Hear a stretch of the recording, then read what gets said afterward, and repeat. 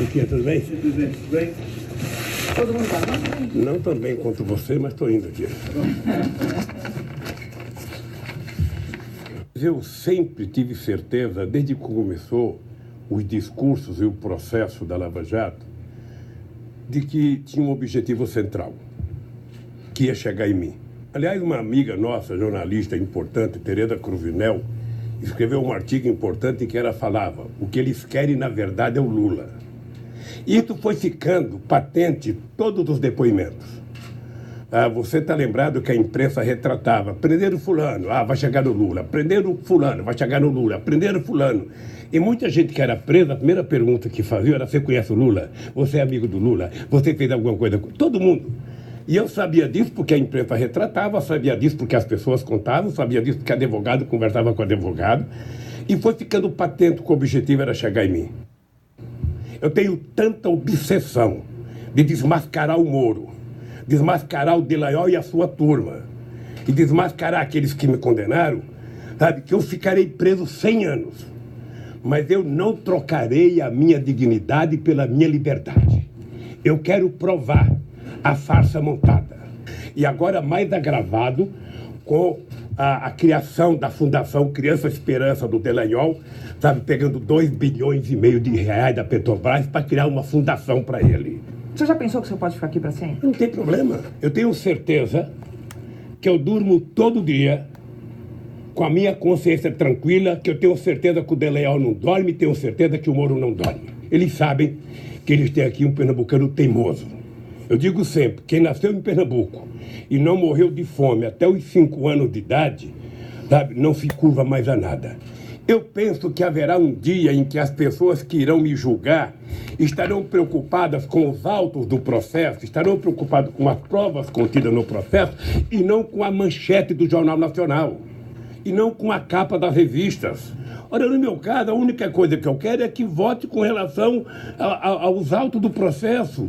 Eu não peço favor a ninguém, eu não quero o favor de ninguém, eu não quero, sabe? Eu só quero que as pessoas, pelo amor de Deus, julguem em função das provas, porque eu tenho certeza,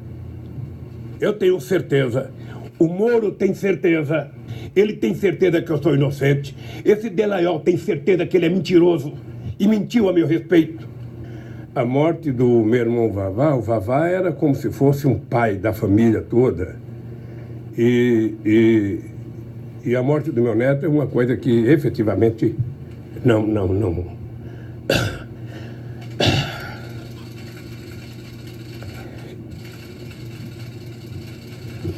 Eu às vezes penso que seria tão mais fácil que eu tivesse morrido. Já vivi 73 anos, poderia morrer e deixar meu neto viver. Mas não são apenas esses momentos que deixam a gente triste. Sabe, eu sou um homem que tento ser alegre, tento trabalhar muito para a questão do ódio, sabe, eu trabalho muito para vencer a questão do ódio, a questão da mágoa profunda. Eu, quando vejo essa gente que me condenou na televisão, sabendo que eles são mentirosos, sabendo que eles forjaram uma história, aquela história do PowerPoint do seu Dallagnol, aquilo, nem o bisneto dele vai acreditar naquilo. Esse messianismo ignorante, sabe? Então, eu tenho muitos momentos de tristeza aqui, mas o que me mantém vivo, e é isso que ele tem que saber, eu tenho compromisso com esse país, eu tenho compromisso com esse povo, e eu estou vendo a obsessão que está acontecendo agora. A obsessão de destruir a soberania nacional, a obsessão de destruir emprego, a obsessão de juntar 1 trilhão para quê? Às custas dos aposentados? Se eles lessem alguma coisa, se eles conversassem, eles saberiam que esse cidadão aqui, analfabeto, 4º ano primário, um curso de torneiro mecânico, juntou 370 bilhões de dólares de reserva, que a R$4 o dólar dá mais de 1,2 trilhão, sem causar nenhum prejuízo a nenhum brasileiro. Então, se eles querem juntar 1 trilhão, tem uma fórmula secreta. Coloque o povo no orçamento da União. Segundo, gere emprego. Terceiro, Gere crédito para as pessoas. O povo está devendo, tá. Tire todo o penduricalho da dívida do povo e ele paga apenas o principal no banco. Você vai perceber que as pessoas voltam a poder comprar. Um país que não gera emprego, não gera salário, não gera consumo, não gera renda, quer pegar do aposentado e do velhinho 1 trilhão. O Guedes precisava criar vergonha. Onde que ele fez esse curso de economia dele? Se ele quiser me visitar aqui, eu discuto com ele como é que a gente resolve esse problema dos pobres sem causar prejuízo aos pobres. Por que não mostra os privilegiados que ele fala que vão acabar com o privilégio? Mostra, coloca a lista no jornal de 10 privilegiados. Coloca o nome. CPF. Não, é o coitado, sabe? Que vai ter que trabalhar até os 65 anos, que vai ter que contribuir 40 anos, sabe? Ele não percebe que muita gente morre sem chegar à essa idade.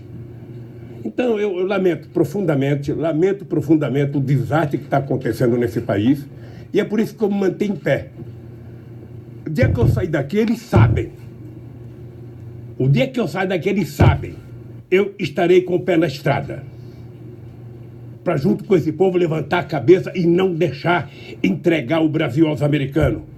Acabar com esse complexo de vira-lata. Eu nunca vi um presidente bater continência para a bandeira americana. Eu nunca vi um presidente ficar dizendo: eu amo os Estados Unidos, eu amo. Ama a sua mãe, ama o seu país. Que ama os Estados Unidos, que ama...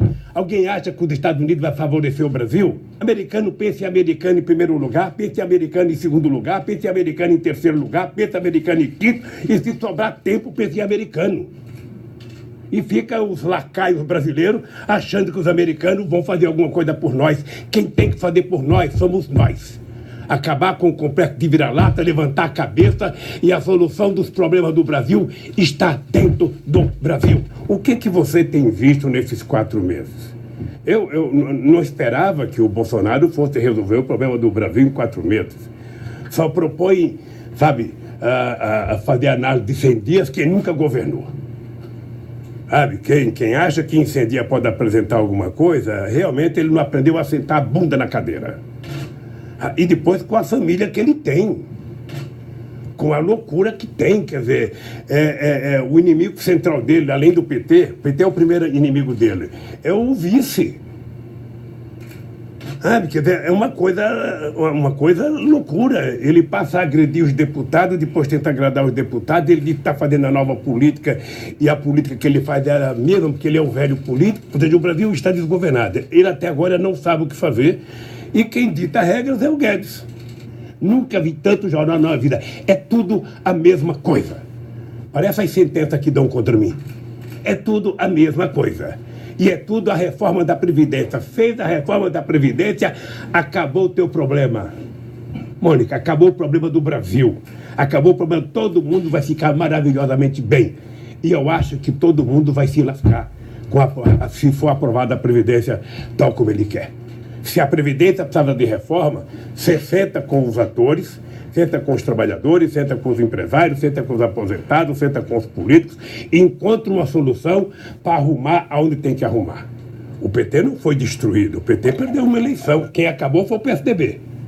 Esse acabou, esse foi dizimado. Então desafio Moro, desafio Deleiol, desafio 209 milhões de brasileiros, inclusive você, que é minha jornalista, sabe, aprovar a minha culpa. Poderia ter aceito nunca ir àquele sítio. Então eu cometi um erro de ir no sítio, tá? Eu disse, e está provado, tá? Eu disse e está provado, que eu fiquei sabendo daquele maldito sítio dia 15 de janeiro de 2011, tá? E o sítio tinha dono, pré-dono e bidono. O Jacob Ittar era meu amigo de 40 anos. O Jacob Ittar comprou o sítio no nome do filho dele, com cheque, sabe, dado pela Caixa Econômica Federal, e a polícia está medida, a polícia investigou. Nós tivemos policiais e procuradores visitando casa de trabalhador rural, visitando casa de pedreiro, visitando casa do caseiro. Perguntaram até para as galinhas: você conhece o Lula? Você sabe se o Lula é dono? Nem as galinhas falaram. Porque eu não era dono, porque se eu quisesse eu podia comprar. Então, se eu cometi o erro de ir num sítio, sabe, que alguém pediu, a Odebrecht reformou, ou não sei quem reformou, Então vamos discutir a questão ética, não vamos discutir a questão de corrupção. Tá? Vamos discutir outra questão, é outra questão. Acontece, Mônica, que o impeachment, a cassação da Dilma e o golpe não fecharia com o Lula em liberdade. Não fecharia com o Lula em liberdade. Se eu estivesse aqui e o povo estivesse trabalhando com carteira assinada, não inventar agora uma história de uma carteira verde e amarela. Você vai receber logo, logo, você vai receber verde e amarela. Verde e amarela é se você quiser, sabe, ter uma aposentadoria, sabe, você pagando pelo banco ou ter aposentadoria normal. Essa opção, ela é mentirosa. Nenhum empresário vai contratar um trabalhador que não esteja com carteira verde e amarela. Foi assim no Fundo de Garantia. Eu estava dentro da fábrica em 1977. O patrão chegava e dizia: você vai fazer opção para o Fundo de Garantia ou vai ficar na estabilidade? Vou ficar na estabilidade, então fora. Era assim. Então essa gente pensa que o povo é imbecil para ficar mentindo o tempo inteiro para o povo. A elite brasileira deveria estar agora fazendo autocrítica. Puxa vida, como é que a gente ganhou tanto dinheiro no governo do Lula? Como é que o povo pobre vivia tão bem? Como é que o povo pobre estava viajando para o Piauí, para Sergipe, para Garanhuns de avião e agora nem de ônibus pode viajar? O que não pode é esse país estar governando por esse bando de maluco que governa o país. O país não merece isso e, sobretudo, o povo não merece isso. Quando eu fiz a campanha em 2006, o Alckmin tentou dizer: o Lula financia o metrô de Caracas, sabe, enquanto não financia o meu aqui. E eu lembrei para ele que quem tinha feito o acordo para financiar o metrô de Caracas era o Fernando Henrique Cardoso, e fez bem. Porque quando o Brasil financia o desenvolvimento de um país através do BNDES, o Brasil está exportando serviço, está exportando engenharia, está exportando máquina, está vendendo coisa para lá. Você percebe? É um ganho extraordinário para um país que quer ter importância no mundo. E eu sou favorável que o BNDES empreste dinheiro para o desenvolvimento dos países africanos, dos países latino-americanos. Eu tenho desafiado os empresários a dizerem quem é que me deu 5 centavos. O Léo, que é o rapaz que está preso aqui, que fez a denúncia contra mim, ele passou 3 anos dizendo uma coisa, depois ele mudou o discurso, meu advogado perguntou por que ele tinha mudado, ele falou: meu advogado me orientou. E o que ele falou, Lula sabia. Agora o que está provado? A OAS gastou 6 milhões de reais para pagar a funcionário da OAS para uniformizar o discurso dos funcionários com a delação. Então como é que eu posso levar a sério isso? Eu não posso levar a sério. O que eu posso dizer para você é que haverá tempo suficiente para que a gente faça uma investigação. Eu penso, Florestan, quem sabe um jornalista bem informado como você, investigativo como você, poderia aos Estados Unidos saber qual é a intromissão do Departamento de Justiça americano nesse processo do Brasil. Qual é o interesse dos americanos na Petrobras? Você sabe qual é. Agora nós temos que investigar. Nós temos que ir atrás. Eles nunca engoliram o fato de eu dizer que a Petrobras era nossa, que o petróleo era nosso, que o petróleo seria o passaporte do futuro, que 75% do roda da Petrobras ia para cuidar da educação e que a Petrobras teria 30% direto, ou seja, que quem quisesse entrar aqui teria que pagar o que nós quiséssemos. Aí o Wikileaks vaza aquele documento do Serra, ligando para a Chevron, dizendo: olha, venha para cá que nós vamos dar um jeito e tal. E deram um jeito. Aonde que esse país vai para frente se não tiver gente que se respeita, gente que gosta do país e gente que entende que um país que tem a riqueza minerais, sabe, que o Brasil tem, que tem a floresta, o potencial da água doce, o petróleo que nós temos, quase 17 mil quilômetros de fronteira seca, 8 mil quilômetros de fronteira marítima, petróleo a 200 milhas, ou seja, os americanos, foi só a gente anunciar o pré-sal, os americanos recuperaram a 4ª frota que funcionou na Segunda Guerra Mundial. Qual foi a resposta que eu dei para os americanos? Criei o Conselho Sul-Americano de Defesa para juntar os nossos desertos aqui contra a intromissão dos Estados Unidos. Porque aqui no Brasil virou norma. Ou seja, você é condenado pela manchete dos jornais. Quando o processo sair, se você saiu que você não cometeu nada, você já está condenado. Essa tal dessa milícia do Bolsonaro, cadê aquele cidadão dos 7 milhões? O cara que é esperto para fazer dinheiro, o cara que sabe fazer dinheiro. Como que é o nome dele? Queiroz. Queiroz. Cadê o Queiroz? Cadê a imprensa que não está atrás do Queiroz? Cadê a imprensa que não vai atrás quem pagou o Alberto Einstein por Queiroz? Será que foi o Natanarum que veio aqui pagar a conta? Sabe? Então, meu caro, é o seguinte. O Brasil tem 2 pesos e 2 medidas. Recebi vários policiais na minha casa para fazer apreensão. O seu Queiroz não atendeu nenhum pedido do Ministério Público e a Polícia Federal não foi buscar ele ainda. Um cidadão, os policiais do Exército dão 80 tiros num carro, matam um negro e vai perguntar para o ministro da Justiça, ele fala, isso pode acontecer. Olha, que país que nós estamos? Eu quero que vocês saibam como é que eu sou. Eu não vou me matar porque não tenho vocação de Getúlio. Eu não vou correr porque não tenho vocação de pedir asilo político. Se alguém quiser me pegar, vai pegar nesse país. E vai me pegar na rua, porque eu vou enfrentar na rua. E comecei a ir para a rua. Isso foi em junho de 2005. Quem quiser me pegar, vai para a rua. É por isso que eu ganhei 2006 e orgulhosamente terminei meu mandato com 87% de boi ótimo, 10% de regular e 3% de ruim péssimo, que deve ter sido, sabe, lá no condomínio do Bolsonaro e na sede do PSDB. Então, eu efetivamente estou convencido que nós temos que lutar hoje muito mais do que já lutamos. O Alan Garcia, ele teve uma reação psicológica que muita gente tem. O nosso reitor da Universidade Federal de Santa Catarina, não é todo mundo que aguenta. Você quer saber de uma coisa? A Marisa morreu por conta disso. Quem está falando é um homem de 73 anos de idade, perto a fazer 74. A dona Marisa morreu por conta do que fizeram com ela e com o filho dela. Tá? A dona Marisa perdeu motivação de vida, a dona Marisa não saía mais de casa, a dona Marisa não queria mais conversar nada. Ou seja, ela morreu, o AVC dela foi por isso. Agora, não pense que por causa disso eu vou ficar com o meu coração cheio de ódio. Não, aqui tem muito lugar para amor. O ódio eu vou colocando num cantinho bem escondido. E o Alan Garcia não deve ter suportado. Eu não sei, eu não leio imprensa peruana, não sei qual era a carga que se fazia contra ele. Sabe? Mas o Alan Garcia era um homem que tinha saído muito mal do governo. O Peru tem uma coisa engraçada. O Peru é um país que cresce a 5% ao ano, na mão do Toledo cresceu, na mão do Alan Garcia, e eles terminam o mandato com 10% de aprovação, com 5% de aprovação. Por quê? Porque como eles exportam tudo para os Estados Unidos ali perto, eles crescem, mas não tem distribuição de renda. Então o país cresce a 5% e a miséria cresce a 10%. Sabe? Então a miséria vai sempre na frente do crescimento. Então, eles não conseguiram ter candidato. Nem o Toledo e nem o Alan Garcia conseguiram ter candidato nas eleições. Então, eu, sinceramente, não sei como é que se matou.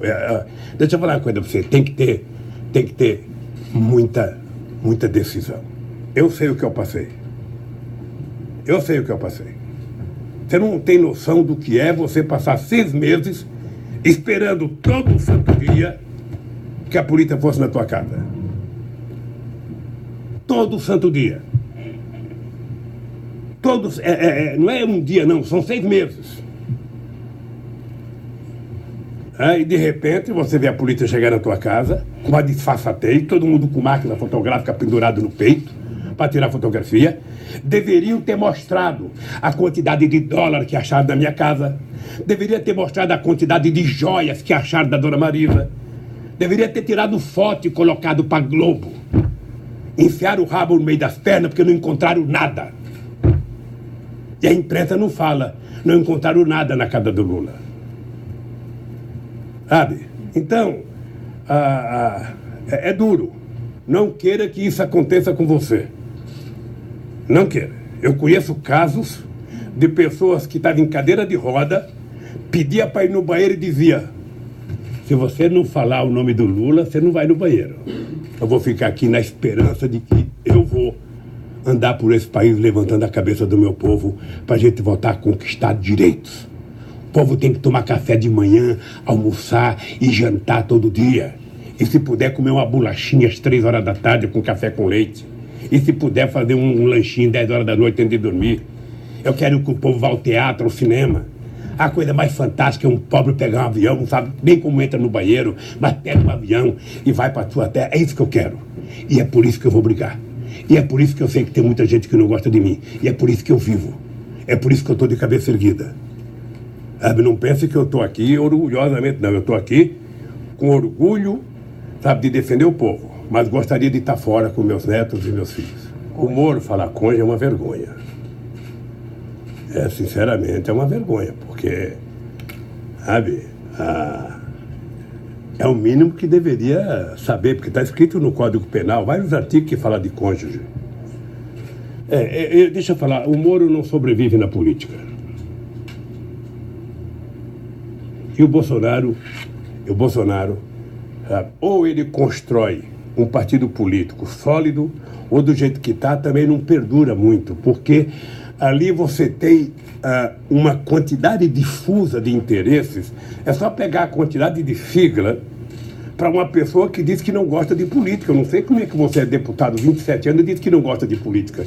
Eu não sei como é que você faz um filho vereador, outro deputado federal, outro senador, e você não gosta de política. Veja, você diminui a renda per capita da sociedade. Você diminui o salário mínimo. Você diminui a possibilidade de oferta de emprego. E você acha que tudo vai ser resolvido com 1 trilhão para a Previdência? Para o sistema financeiro? Vai dar certo aonde? Então, quando você faz a economia, o povo come um pãozinho a mais, toma um cafezinho a mais, toma uma cervejinha a mais, ganha R$1 a mais, compra um chinelo a mais, aí você começa a gerar emprego no país. Agora você, do jeito que eles estão fazendo, inclusive brigando com os nossos maiores parceiros comerciais, sabe, desprezando a América do Sul, desprezando o nosso comércio com a Argentina é maior do que com todos os países da Europa. Como é que você vai desprezar o nosso comércio com a Argentina, o Mercosul? Esse cara não entende de nada. Mas também o ministro que ele tem das Relações Exteriores, sabe, aquilo foi encomendado. Saudade do Silveirinha no tempo do Geisel, que teve a coragem de reconhecer Angola. Sabe, esse cidadão que está aí, sinceramente, o Celso Amorim deve essa para nós. Como é que deixou um cara desse na carreira do Itamaraty? Sabe uma coisa que eu tenho vontade? Quando eu sair daqui, eu quero conversar com os militares. Eu tenho vontade de perguntar para o chefe da Marinha, para o chefe da Aeronáutica, para o chefe do Exército, qual o presidente da República que fez mais coisa para eles do que eu fiz. Eu quero perguntar para ele qual é a razão do ódio que eles têm do PT. Quando eu cheguei na presidência em 2003, Mônica, soldado brasileiro saía 11 horas porque não tinha dinheiro para almoçar. Não ganhava salário mínimo recruta. Eu, além de pagar o salário mínimo, além de dar almoço para eles, ainda criei o soldado cidadão para dar curso de formação. Pergunta para o general Enzo o que era o batalhão de engenharia do Exército Brasileiro. As máquinas estavam todas quebradas, não tinha nem caminhão. Pergunta para eles o que eu fiz. Deixei eles mais poderosos que uma empreiteira dessa. Pergunta para a aeronáutica o que era a aeronáutica quando eu cheguei na presidência. O avião do presidente era chamado de sucatão. Você ia viajar para a Europa, quando você parava em Cabo Verde, ali nas Ilhas Canárias, ali, na Ilha do Sal, tinha 18 mecânicos dentro do avião para catar parafuso que caía no aeroporto. Mas eu só queria saber, se o senhor acha que eles vão para a caserna? Mas eu vou chegar lá, mas é que eu tenho que falar alguma coisa. Porque, claro. Então deixa eu lhe falar. Então eu quero perguntar para a aeronáutica, tinha um avião que eu emprestava para levar a autoridade em casa, quando eu levantava voo em Brasília, pegava fogo no avião. Tinha que descer rapidamente, porque senão explodia. O Celso Amorim perdeu uma pasta, queimou dentro do avião. Era isso que ele tinha. Quando eu comprei o avião novo, é porque eu me respeito. Eu, se pudesse, ia de jegue para a Europa. Como eu não podia ir, eu tive a coragem de comprar um avião. Hoje eu me arrependo de não ter comprado um Airbus 140. Fui comprar logo um menor. Eu comprado um grandão. Sabe? Pois bem, peguei acho que 15 ou 20 avião da Rio Sul, que não pagou o BNDES, foi dado para a aeronáutica. Deixar a aeronáutica com cara de força aérea. É só perguntar. Pergunta para a Marinha. Eu fui visitar o Barão de Tefé, lá na base brasileira, na Antártica. Eu cheguei lá, Um país grande não pode ter um navio de pesquisa daquele. Se o cara entrasse com a barriga, a bunda ficava para fora do lugar que tem que fazer pesquisa. Sabe? Nós autorizamos o almirante comprar um navio decente. Caparaó, por exemplo, o governo não dava dinheiro para enriquecer urânio. Pergunta para ele quem foi que garantiu 30 milhões por mês para Caparaó funcionar. Então é o seguinte, eu não sou contra militar fazer política, não. Militar quer fazer política, sai do exército, vai para a reserva, sabe? Aliás, é importante lembrar que a política no Brasil começou com o Marechal Deodoro da Fonseca. Eles fazem política no Brasil, eles só não tiveram participação no poder decisivo no governo Fernando Henrique Cardoso e no meu governo. No entanto, eles tiveram.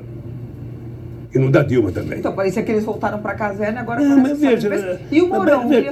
Eu acho que se você tiver um militar competente, e ele for tecnicamente competente, especialista numa coisa, não tem problema que ele vá para o governo.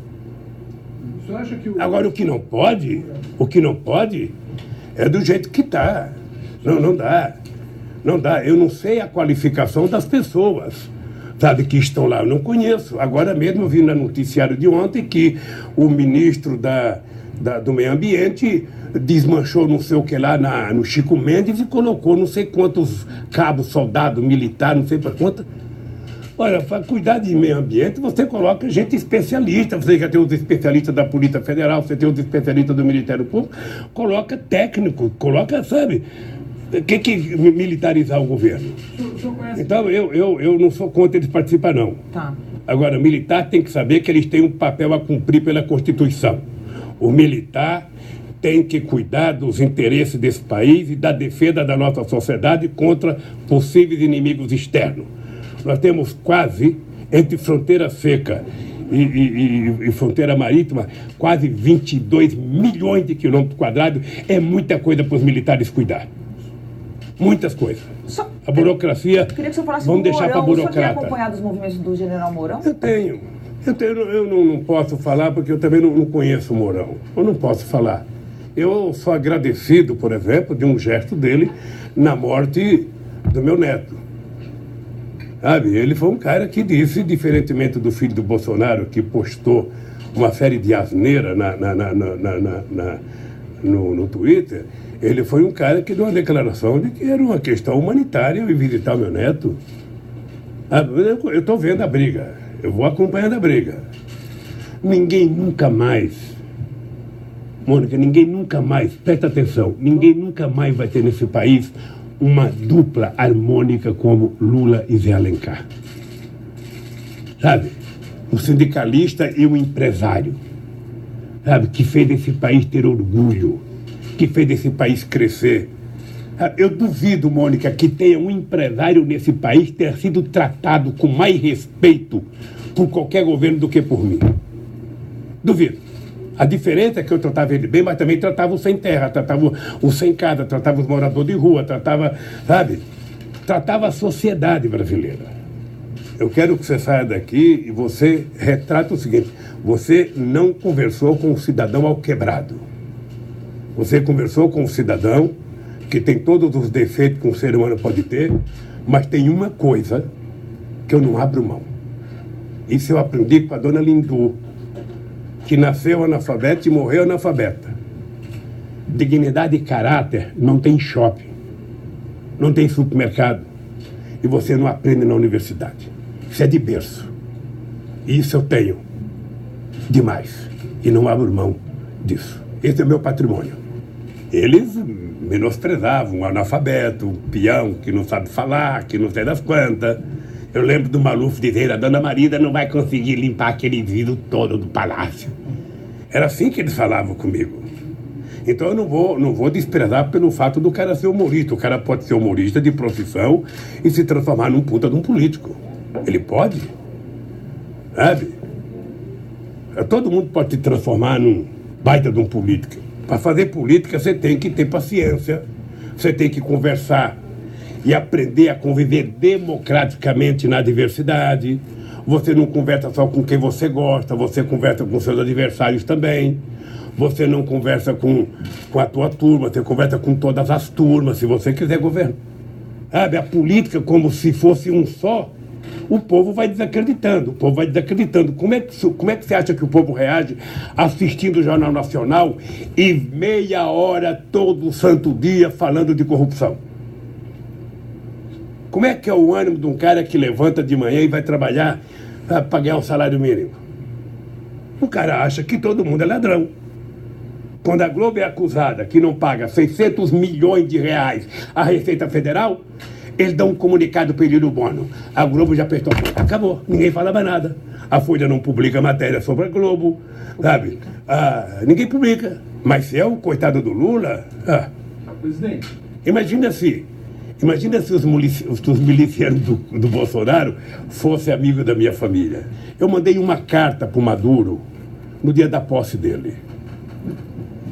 Quando ele tomou posse a primeira vez, eu mandei uma carta para ele, tentando aconselhar ele como é que eu achava que ele deveria fazer. Porque ele não tinha, na minha opinião, a perspicácia do Chaves, não tinha a liderança pública do Chaves, a respeitabilidade internacional do Chaves, então que ele precisaria fazer as coisas diferentes do Chaves. Ele precisaria compartilhar mais, sabe? Se eu não sou individualmente essa figura pública de poder como o Chaves era, eu tenho que juntar gente. Eu tenho que trabalhar em equipe. Então eu mandei uma carta para ele. Se eu achar essa carta, eu vou te mandar para você ver. Obviamente que eu não concordo com a política econômica da Venezuela. Acho que é um equívoco, mas muito menos eu concordo do Brasil reconhecer o tal do Guaidó. Sinceramente, é uma pouca vergonha. É levar o Brasil ao mais baixo nível de política externa que eu já vi na vida. E depois aquela vergonha de dizer que ia mandar caminhão de alimento e mandar 2 caminhonetes vazias. O Brasil precisava tomar cuidado com a Venezuela, porque o Brasil chegou a ter 5 bilhões de dólares de superávit. Sabe por que nós resolvemos fazer a refinaria Abreu e Lima lá em Pernambuco? Porque era preciso que a gente importasse alguma coisa da Venezuela, porque estava muito desbalanceado. Ninguém pode fazer comércio tendo superávit muito alto. O Brasil tinha quase 5 bilhões, eles não produziam nada. Comprava tudo do Brasil, até ovo. Eu não esqueço um dia que eu fui à Venezuela visitar a base do Sukhoi do Chaves, e ele estava me contando, todo entusiasmado, os engenheiros soviéticos montando lá o Sukhoi, e eu tinha saído do hotel e no hotel não tinha leite e não tinha ovo. Eu falei, Chaves, você não sabe que a segurança alimentar é a arma mais importante para um país? Sabe, que quer fazer guerra, o povo tem que ter o que comer. Aí você gastou não sei quantos bilhões nisso aqui, e é capaz de ter uma guerra, você, o soldado, não poder guiar, porque está com fome. Eu não tinha leite nem coisa no hotel, Chaves.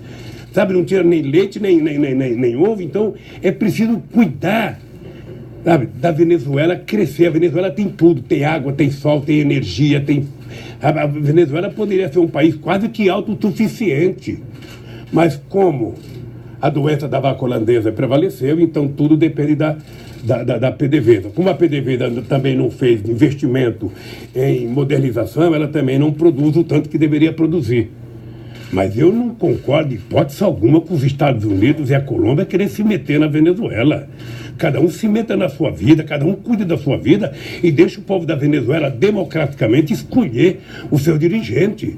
Se o povo quiser ir para a rua para derrubar, que vá para a rua e derruba, mas é o povo, não é o Trump que vai derrubar o governo da Venezuela. Então, é preciso apenas respeitar a autodeterminação dos povos. O neoliberalismo não dá certo em lugar nenhum do planeta Terra. Me prove em algum lugar. Todo mundo que fica aceitando a receita do ajuste fiscal não dá certo. Você quer diminuir a dívida pública no Brasil? Você gostaria de diminuir? Aumenta o crescimento econômico, aumenta o PIB. Produz mais pão, mais feijão, mais arroz, mais carro, sabe? Mais salsicha, mais linguiça, mais carne, que você aumenta o PIB e cai a dívida pública. Então, eu estou torcendo para que China, se ela for candidata, ganhar as eleições. O povo argentino, na sua maioria, vai ser muito mais feliz. Eu não me arrependi porque eu não sabia. Veja, eu recebi informações através do Ministério da Justiça que tinha conhecido o processo e que ele não tinha crime. Com base nisso, o Tarso orientou a tomar a decisão. Sabe? Nós tomamos a decisão. Ora, se depois disso ele assumiu o que fez, eu lamento profundamente.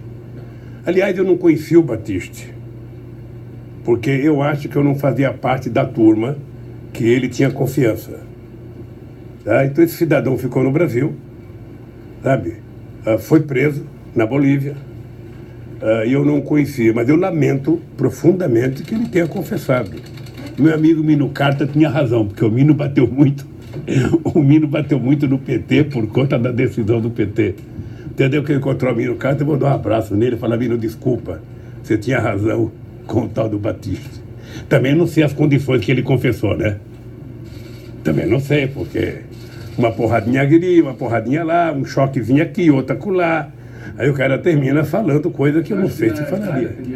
Hein? Você acha que na... Não sei. Aí essa suposição é só maldade minha. O Cid Gomes e o Ciro têm aquele bordão: Lula tá preso, babaca. Isso não é bordão, isso é uma constatação. Eu estou preso, não precisava chamar. Você não ficou chateado, não? Só não precisava. Não, veja, só não precisava chamar os outros de babaca. Deixa eu dizer uma coisa pessoal. Eu pessoalmente gosto do Ciro Gomes. Tenho respeito pelo Ciro Gomes. O Ciro Gomes, ele não causa mal ao PT. Ele causa mal a ele. Tá? O Ciro Gomes precisa aprender uma lição elementar. É aprender a ouvir coisas que você não gosta.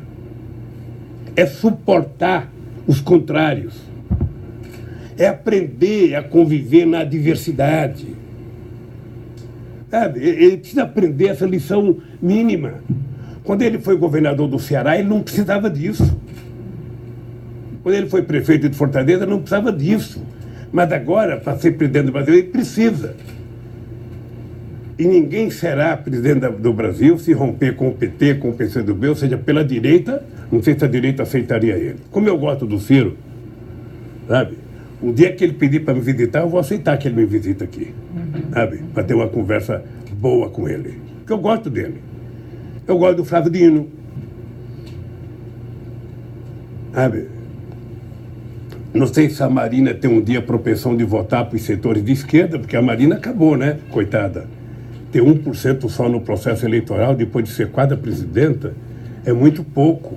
Eu não sei o que ela vai fazer. O Fernando Henrique Cardoso é o seguinte: o Fernando Henrique Cardoso não tem jogado um papel que o nome dele deveria merecer. Ele fala muito sobre quase tudo desnecessariamente.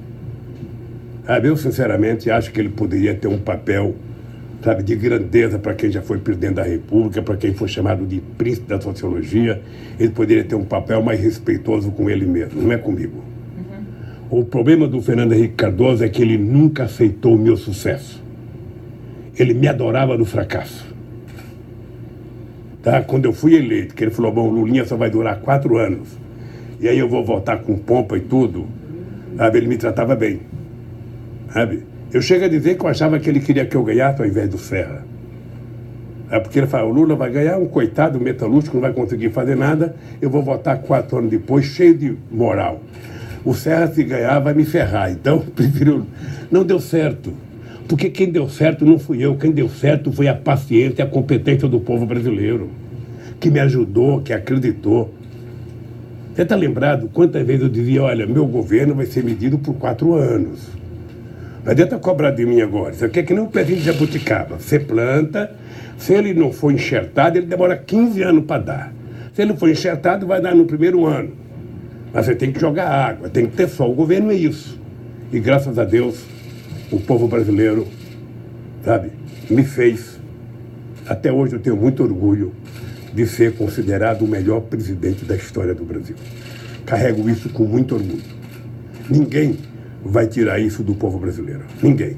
E quem quiser ganhar de mim, que faça mais. Não é me xingar. Mas já ganharam do senhor, hein? Sabe? Hein? Ganharam agora do senhor, né? De mim não concorri. Bom, presidente... Se eu tivesse concorrido, eu certamente ganharia as eleições. Eu acho que vai surgir muita gente boa nesse país e eu me contentarei em apoiar qualquer pessoa daqui para frente para ser candidato a presidente da República. Agora, eu estou vendo nos Estados Unidos um monte de gente com 78, 79 querendo ser candidato. E isso começa a uriçar, começa a me dar um chambugão aqui no pé, uma coceira. Eu falo, quem sabe eu ainda posso voltar, com uma bengalinha na mão. Aí, como é que fala a música do velhinho? Bota o velhinho na parede, o velhinho está de volta, quem sabe? Mas se depender de mim, eu vou trabalhar para ter alguém mais novo, alguém com mais energia. Olha, primeiro, se ele disse que o Joel tem uma conta no exterior, eu acho que o Joel deve ter conta no exterior em vários países, porque ele tem fábrica em vários países. Não vejo nenhuma novidade. A segunda, eu lembro de um tempo que saiu na imprensa que o Joel tinha aberto uma conta para mim no exterior, que era para o meu futuro. Depois ele disse que utilizou a conta para comprar a ilha, sabe? A ilha que era do Hulk, lá em Angra do Reis, para dar de presente para a mulher dele, comprou um barco não sei para quê, ou seja, então o dele que ela disse que é meu, ele gastou. Quando eu sair daqui vai abrir um processo contra ele, para devolver o que é meu, segundo ele disse. Segundo, veja, eu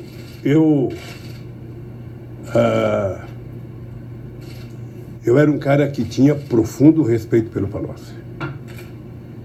O Palocci era uma pessoa que, se não tivesse feito bobagem, poderia ter crescido na política brasileira. Eu comecei a perder a confiança no Palocci com aquela história do caseiro no primeiro mandato. Vocês estão lembrados que o Palocci saiu do governo em março de 2006. Eu vinha para o Paraná, que eu tinha uma atividade aqui no estado do Paraná, e eu tinha lido a imprensa, liguei para o Palocci, falei, Palocci, eu estou indo ao Paraná, eu vou voltar 3 horas da tarde, se você não tiver resolvido o problema do caseiro, você não está mais no governo. E ainda falei com ele, Palocci, não é possível o ministro da Fazenda ganhar de um caseiro. Então, ou você explica, é o senhor do caseiro ou cai fora. Quando eu voltei de trás, liguei para ele, ele não tinha explicação, porque é o seguinte, eu comecei a achar que o Palocci não dizia a verdade porque ele nunca teve coragem de me dizer se ele ia ou não ia na casa. Ora, se ele mentisse para a Polícia Federal, se ele mentisse para o PMDB, para o Senado, era um problema dele. Mas para mim, que era o presidente dele, ele nunca me disse. E, aliás, dizia que não sabia andar de carro em Brasília. E entre o Palocci dizer que não ia na casa e o caseiro dizer que ele foi, eu acreditava no caseiro. Então por que ele foi coordenador da campanha da Dilma? É outra história. É outra história. É outra história. Eu estou dizendo que ele saiu porque não respondeu para mim a questão do caseiro. Ele foi eleito deputado federal, sabe, depois na campanha da Dilma, foi colocado 3 pessoas na coordenação. Ele, Zé Eduardo Cardoso e Zé Eduardo Dutra. Tá lembrado? O presidente do PT, o secretário-geral do PT, e o Palocci, que era remanescente da minha vitória e deputado federal, que não ia concorrer mais. Tá? Ele foi coordenador da campanha, junto com o Zé Eduardo Cardoso, junto com o Zé Eduardo Dutra e com o João Santana. Sabe? Certamente a Dilma admirava o trabalho dos 3, porque fizeram ela ganhar as eleições. Desde os anos 70, que tem no Brasil uma disputa entre o cara que foi preso e denunciou o companheiro que era traidor e o que não denunciou que era herói, sempre teve isso. Eu nunca tratei assim. Eu acho que o ser humano ele tem um limite de suportar do ponto de vista psicológico, do ponto de vista da dor que ele recebe. Eu tenho pena do Palocci, porque um homem da qualidade política do Palocci não tinha o direito de jogar a vida fora como ele jogou. Tenho um profundo respeito pela mãe do Palocci, que é fundadora do PT, que carrega barro até hoje pelo PT lá em Ribeirão Preto, mas lamentavelmente eu tenho pena do Palocci. Ele não merecia fazer com ele o que ele está falando. Eu queria conquistar credibilidade, eu tive muito apoio lá fora, eu tive muito apoio do Gordon Brown, muita confiança, sou agradecido ao Chirac, sou agradecido ao Bush, sou agradecido ao Schroeder, depois a Angela Merkel, sou agradecido ao Rungital, sou agradecido ao primeiro-ministro Singh da Índia, sou agradecido essas pessoas todas depositaram muita confiança. Eu posso pegar o depoimento de um presidente como o Lago do Chile. O Lago, depois de 2 anos de governo, falou assim para mim, Lula, eu sinceramente quero te pedir desculpas, porque quando você ganhou, eu achei que ia ser um desastre, e você deu um show de bola. Então, nós começamos a trabalhar com muita seriedade, não se brincava nesse país, não tinha mágica, nós não inventávamos nada, sabe? Quando decidimos criar o Bolsa Família, o país não poderia criar, e eu disse que era para criar porque nós íamos criar o Bolsa Família. Eu tinha certeza que nós tínhamos que vencer aquela batalha dos economistas. Quem tem que distribuir primeiro para crescer, ou tem que crescer para distribuir. Essa era a briga. Nós vamos crescer e distribuir juntos. Tá? Vamos fazer junto. Sabe? O cidadão vai comprar 2 pães a mais, vai tomar 2 cafés a mais, vai comer um pedacinho de carne a mais. O orgulho que eu tinha quando o cidadão na televisão pegava a televisão e falava: olha, hoje eu comi filé, hoje eu comi picanha. Isso é possível fazer no Brasil de hoje, é possível a gente construir no Brasil. E isso tem que gerar emprego, tem que gerar renda, tem que aumentar salário. Tudo isso tem que fazer. O mundo está precisando de lideranças. E nós não temos lideranças mundiais. Não temos.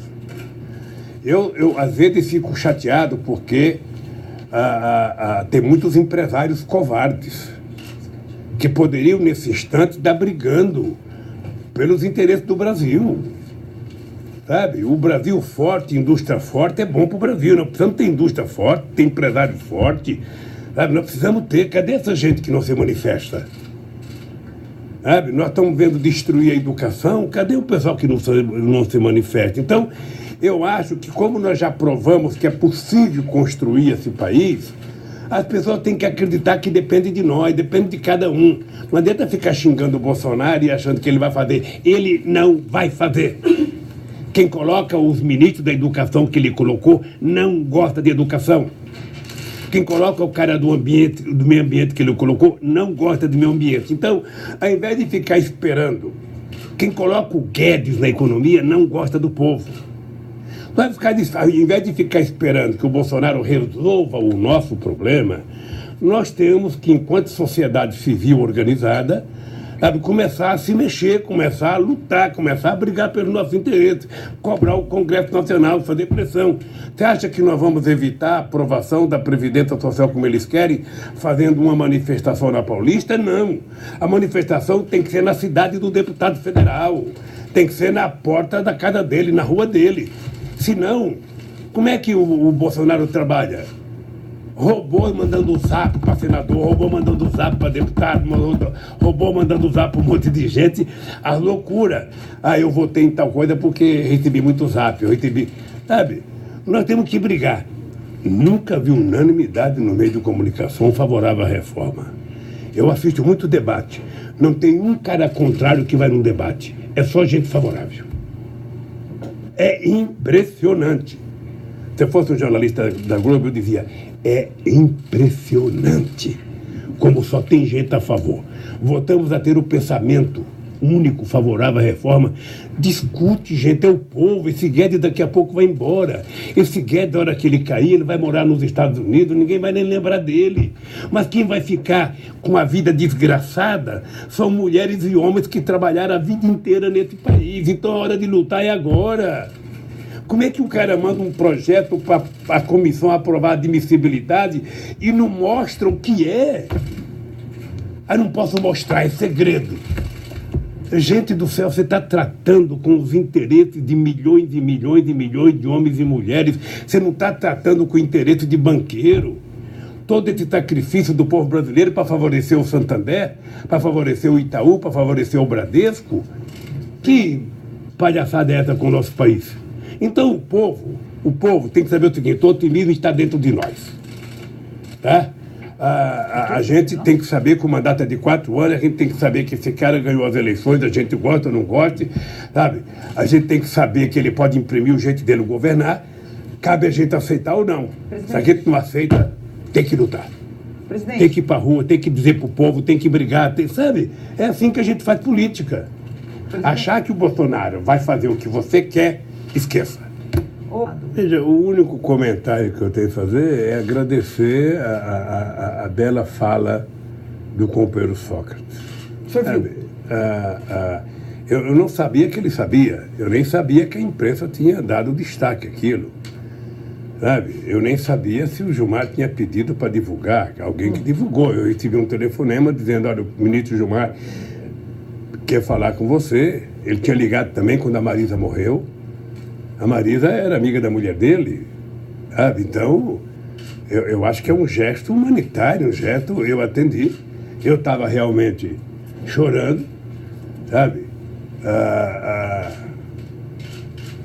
Eu vi o Sócrates dizer que ele chorou, ou seja, eu não ouvi porque foi uma conversa muito rápida também, sabe? Mas eu sou agradecido. Sou agradecido ao Tasso Gereissati, que mandou um telegrama, sabe? Me dizendo palavras carinhosas sobre a morte do meu filho, dizendo eu também sou avô.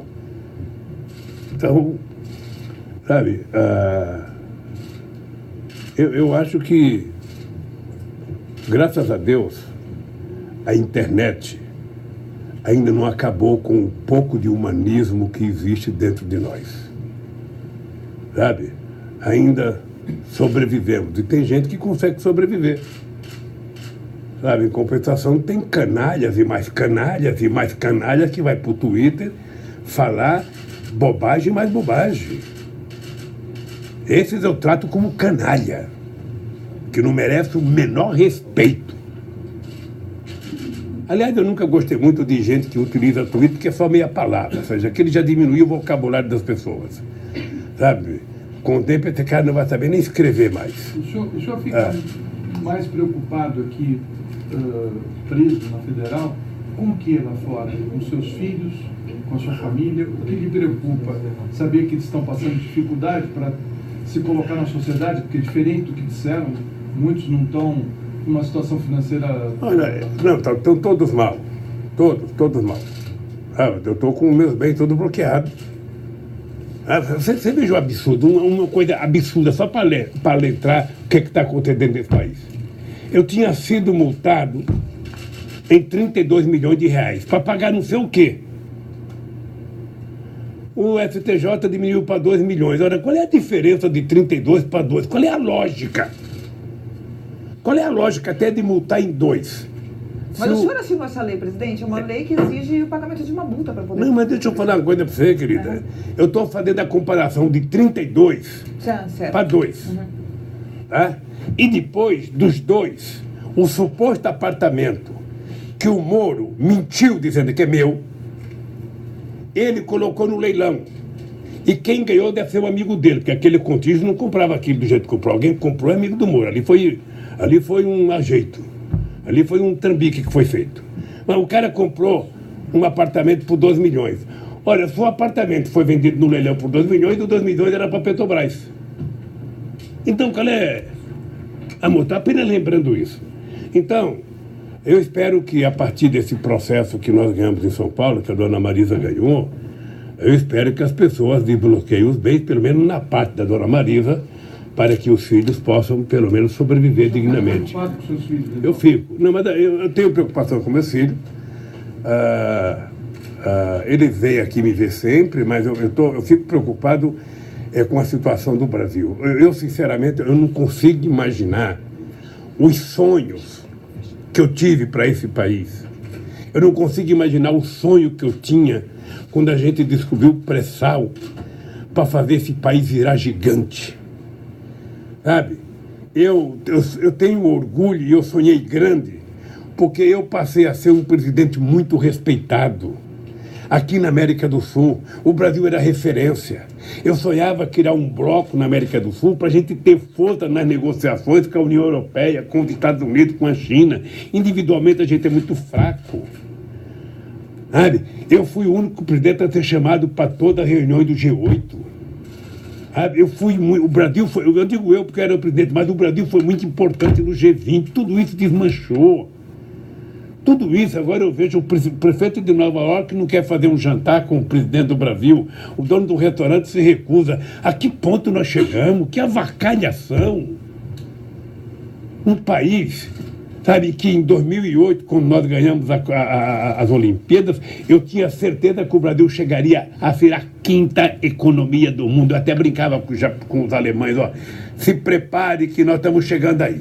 Se prepare. Para o Brasil não tem limite.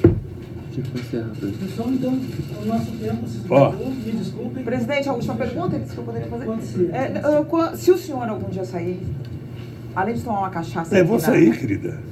Espero que você esteja aqui. Não. Presidente, além de tomar uma cachaça aqui com os seus apoiadores, qual a primeira coisa que você vai fazer, além de tomar essa cachaça? Eu adoraria poder um dia fazer um debate numa universidade com o Moro e com o Dallagnol junto. Adoraria um debate. Eles levando as milhares de páginas que eles contaram mentira e eu levando a minha verdade. Eu adoraria. Sabe, com a cara boa, tranquila, bonitão como eu estou hoje, sabe?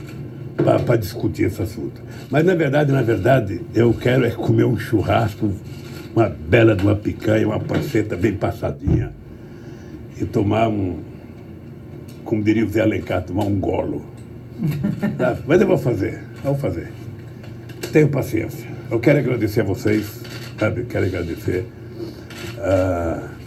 e, sobretudo, agradecer à justiça que fez justiça nesse caso, né? Eu poderia ter feito isso antes das eleições de 2018. Lamentavelmente não foi feito, então quero agradecer a vocês dois, sabe? Pela briga, pela tenacidade e espero que tenhamos outras entrevistas, tá? Se deixarem.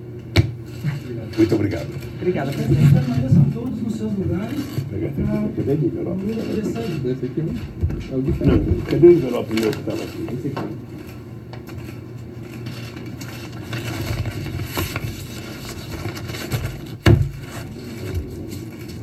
Aqui é sagrado. Tchau, gente. Tchau. Gente, obrigada.